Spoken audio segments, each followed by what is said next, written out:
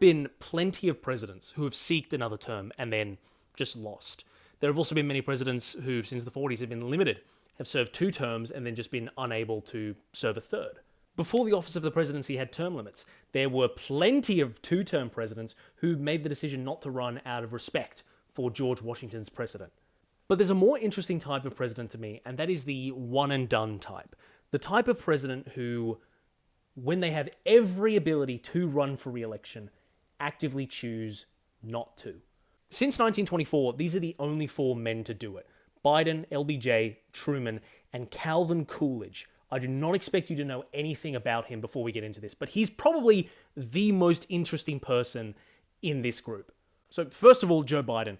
He's the reason I'm making this video, and he's probably the instance you are most familiar with, and my God, was it dramatic. Joe Biden's decision to step down can pretty easily be summarized as an issue of perception on his age. Now, I say perception because, of course, Biden consistently denies that he was ever in some sort of mental decline during his time in office. But even if we take his word for that, the perception of him is as a profoundly old and incapable man.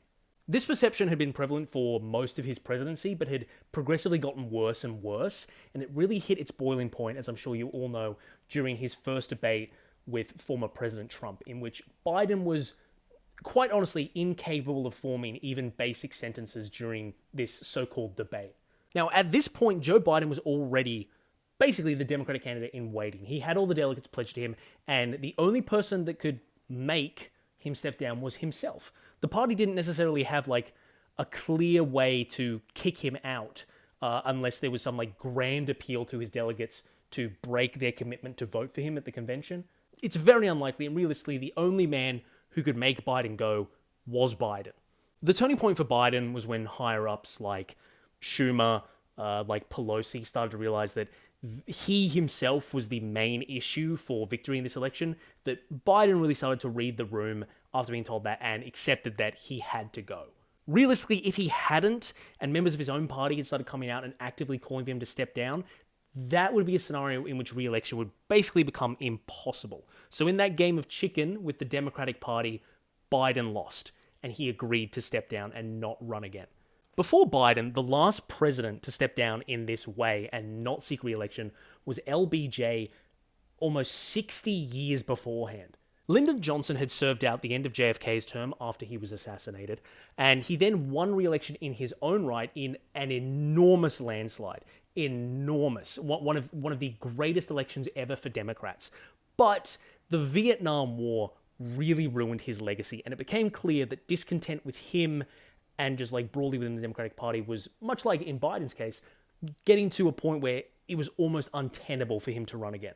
Johnson also had the issue of family pressure as well. There were serious concerns about his health and if he would even be able to survive the stresses of another election, let alone another term. Now, these pressures were mounting much earlier in the election cycle in 1968 than they were for Biden. So at this point for LBJ, the New Hampshire primary had not happened yet. But when it did, Johnson almost lost to an anti-Vietnam War candidate, and it essentially spelt doom for his campaign. A sitting president doing that poorly amongst Democratic voters in a primary was essentially what made Johnson realize that it was over, and he then suspended his re-election campaign and retired. Truman actually had to end his campaign in a similar way. He had served out the end of FDR's 4th term after FDR had died. He was then re-elected to his own term in what was regarded as a very, very big upset. You can see Truman there with the newspaper headline that his opponent had beaten him, which had been printed early because everyone had agreed that Truman was going to lose, but defied all expectations, he won. But his popularity was remarkably awful. I think by the end of his term, his approval rating was 22%. Less than 1 in 4 Americans thought that he was doing a good job. And that was when New Hampshire came knocking. He actually lost the New Hampshire primary to a Democratic challenger, and that was the moment he realized, this is over. Quick fun fact, the 22nd Amendment, which puts term limits on presidents, has a weird bit of language in it where it says that the president, during the passage of this amendment, will not be affected by it, which was basically a good faith gesture to Truman by the people who were trying to pass this amendment, basically saying, look, it doesn't apply to you. You can run again in 1952 if you want to. But that's a little bit of a weird grey area to think like, there's one man who is not bound by a constitutional amendment, and it is specifically Truman of all Americans who have ever existed. Now we get to Calvin Coolidge, who I believe is the most interesting man on this list. Now, I do not expect you to know who Calvin Coolidge is. He is quite often remembered, if at all, for being quite a forgettable president. But he became president in 1923 when Warren G. Harding died, a man you also probably might not know. But Coolidge becomes president, and he's a very mild-mannered man who doesn't seem particularly interested in the office that much, and is known for having a very dry sense of humor and like a very muted personality and just broad persona.